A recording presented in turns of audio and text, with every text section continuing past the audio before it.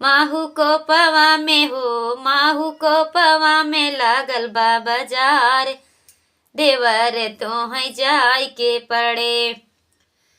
माहू को पवा में हो, माहू को पवा में लागल बा बाजार, देवर तो है जाय के पड़े। माहू को पवा में हो, माहू को पवा में लागल बा बाजार, भौजी हमके जाय के पड़े।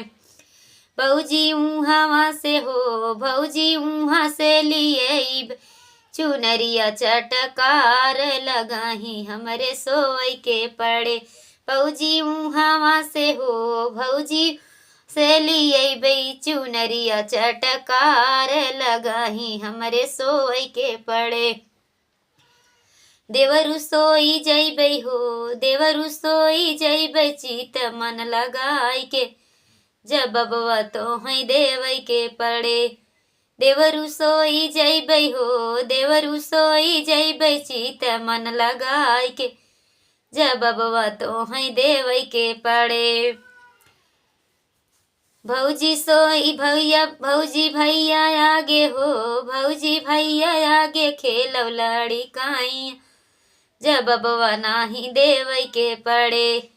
भौजी भैया आगे हो, भौजी भैया आगे खेलब लड़ी कैया, जब बबुआ नाही देवई के पड़े। माहू को पवा में हो, माहू को पवा में लागल बा बाजार, देवर तो है जाय के पड़े।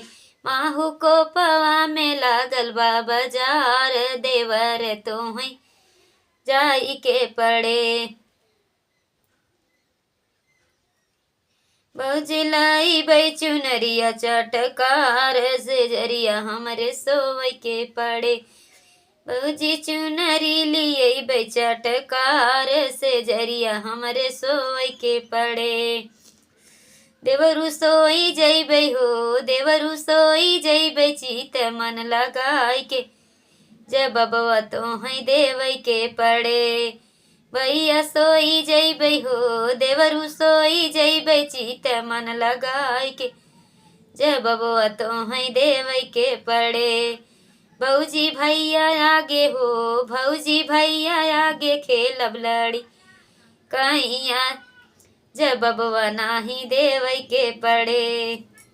तो बहुत ही सुंदर देवर भौजाई का नोक झोंक, हंसी मजाक, नाच गीत बहुत ही सुंदर आप लोग सुने और कमेंट में ज़रूर बताएं। और हमारे चैनल को सब्सक्राइब करें, वीडियो को लाइक करें और फेसबुक पेज पर प्रोफाइल पर आप लोग देखें और शेयर करें, फॉलो करें और कमेंट में छोटा सा प्यारा सा ज़रूर लिखें हमारे गीत का जवाब कैसा लगा।